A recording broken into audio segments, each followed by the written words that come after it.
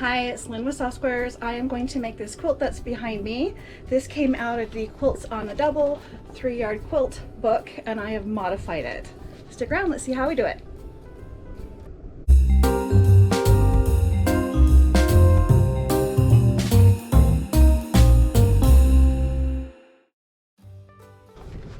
Okay, so this quilt book is awesome. If you have not heard of these, they are great. They are designed to take 3 yards of fabric that coordinate and be able to come up with quilts. And these are just the ones that are in this book. But look how cute they are. So I have a lot of yardage in my stash, and so I just went through yardage, looked for things that went together. I didn't care how much I had, as long as I had at least a yard. And then I followed the pattern the best that I could, and then I got to the point where I still had extra fabric, and so I enlarged it. And so my finished project with this is actually 63 by 71, and the throw quilt size on here in the book says 41 by 59. And so what I did is I added more rows and did my border a little different. You can always play with the borders. Just see how this comes together though. Okay, so this quilt has only 2 blocks in it. This block, which are actually half square triangles, 4 of them put together with a border. And then this block, which is just a large focal print and a border. And then you alternate them.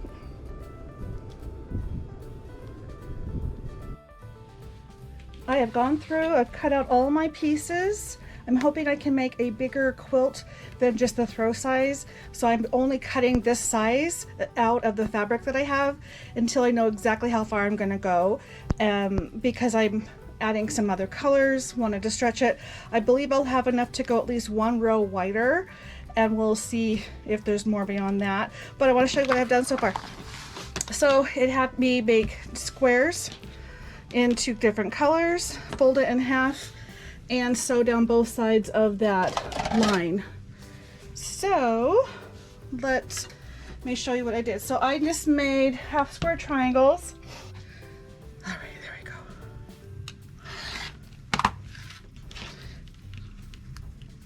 Okay, and then I will open them up, press to the dark side, and we will have 48 of those from this pile right here.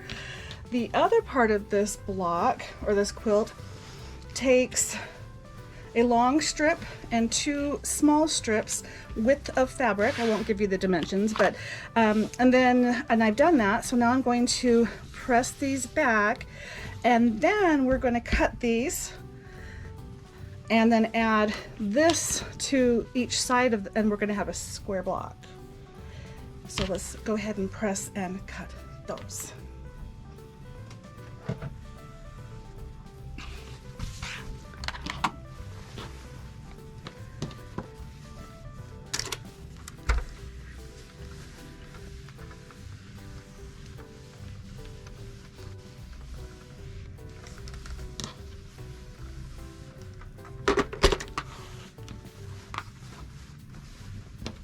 So I'm only going to do 1 strip so that I can show you the basics of how this block is built, and you will get the idea for the rest of them.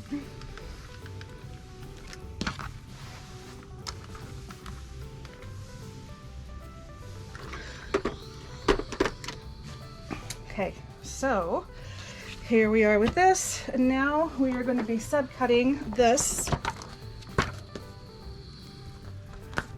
Let's see, let's get a little bit of ruler.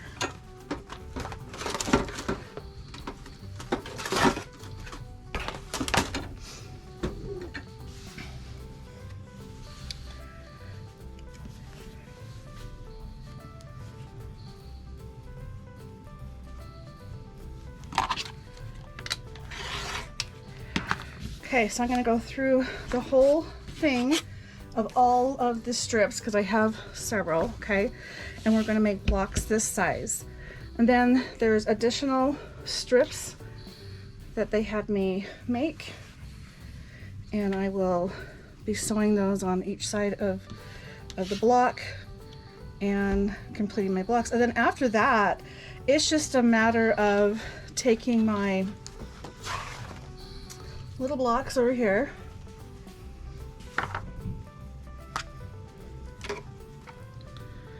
let's see, press to the dark side, so that means dark side up.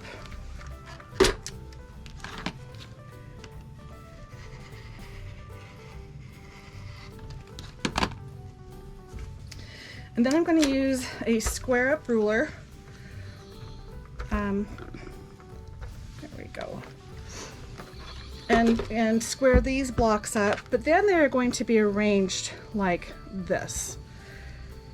And I made sure that my arrows all went, or my directional print all went the exact same way in every block, because these are oblong. And I'm kind of thinking that maybe had I not done it that way, let's see. Oh. Okay, so I'm gonna, these are just from the same squares. Does that make sense? So when I open it up, I want the print, if possible, to run the same way. So before I get to the point where I'm going to be sewing these blocks together, I'm going to be double checking to make sure that I'm getting what I'm thinking I'm getting, and see that. So we have another one of these, and then this block will actually have that direction. Oh, awesome. Okay, let's cut another one. So again, like I said, I kept them all exactly the same orientation when I made the blocks, and that is allowing me to make straight blocks right now, or blocks with the print in the same direction. If you don't care, or if it's non-directional, I wouldn't worry about it. But now I've got two blocks going different directions, and actually, technically, they're all the same direction now. Right? So then I can lay them out, but I'm gonna get all of my blocks together to see how their orientation is going before I start sewing everything together. But that's what's left, is to finish my bigger blocks and to square these up and sew these together in sets of 4, and then it's time to assemble.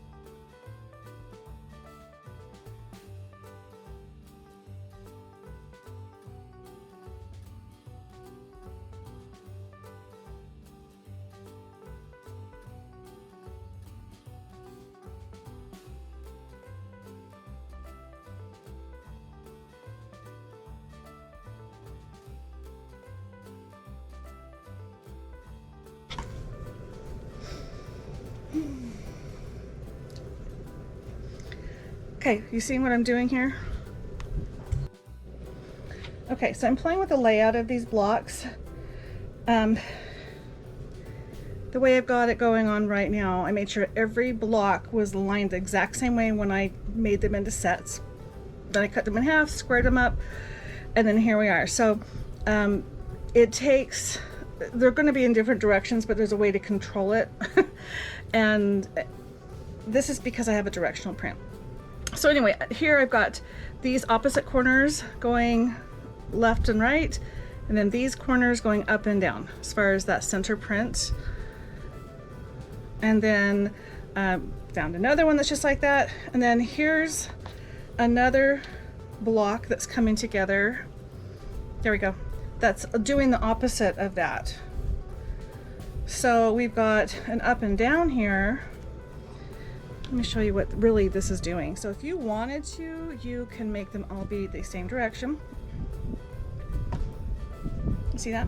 And then you can even turn it and voila, they're exactly the same.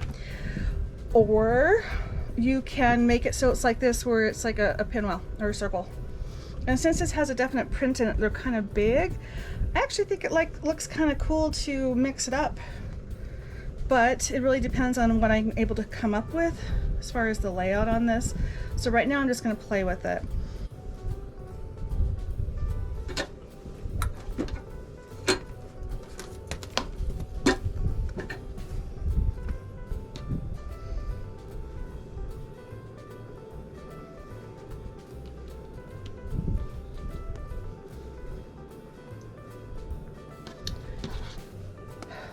I am thinking I put one of these blocks together, or two of these blocks together, exactly opposite of what they needed to be. Huh.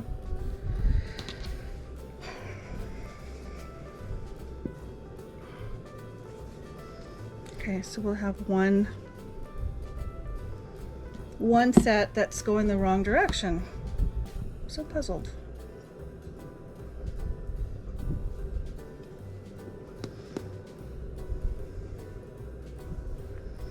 What am I not doing right? Nope, this is gotta go this way. It is what it is, folks.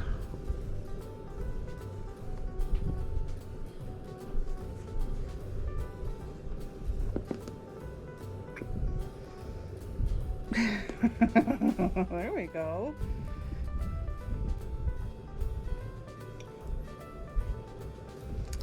Now, I'm kind of wondering if I should do pinwheel blocks. This has it being squares, but pinwheels look kind of cool. Squares, pinwheels, squares, pinwheels. I think I might do half and half and see what I like best. So if I were to do that,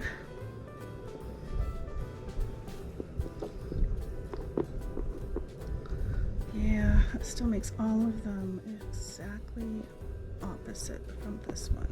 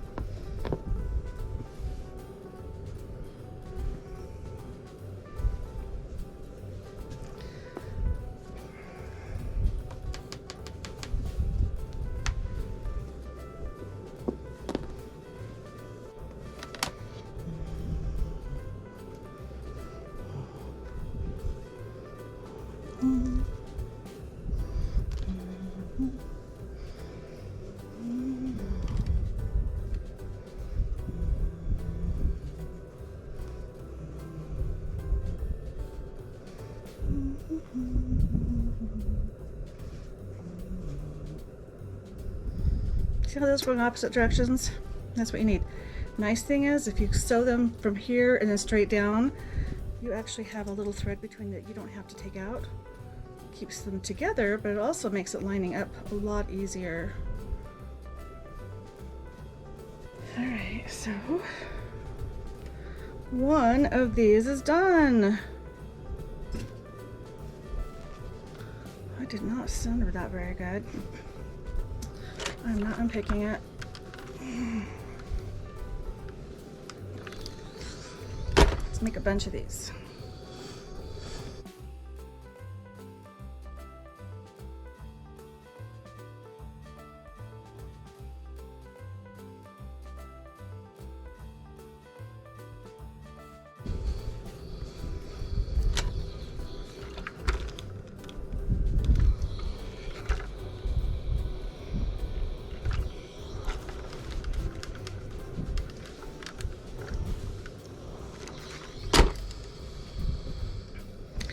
Okay, we're going to make a whole bunch of these blocks. Then the next step is to take this piece, and this is where I modified the pattern because I want the fabric to go longer and go bigger. But anyway, in their book, this piece right here, that's going to go around the block. For me, it's going to be this green. In the book, with the 3 yard, just the 3 yards of fabric, you would use this fabric around here. But we're going to square this up.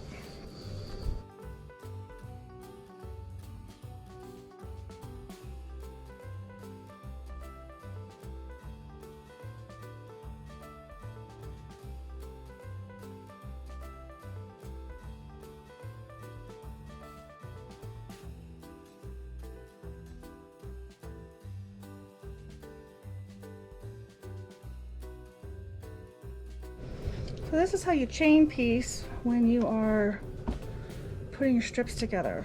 So yeah, just you can go one down one side, up the other. Before I press these open, I'm just going to cut right through here.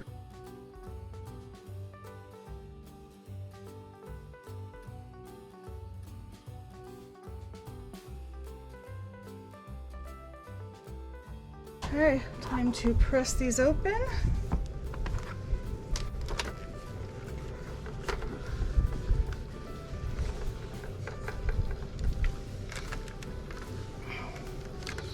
And go back to the machine, do the same thing, chain stitching on both sides, putting a green strip on each side.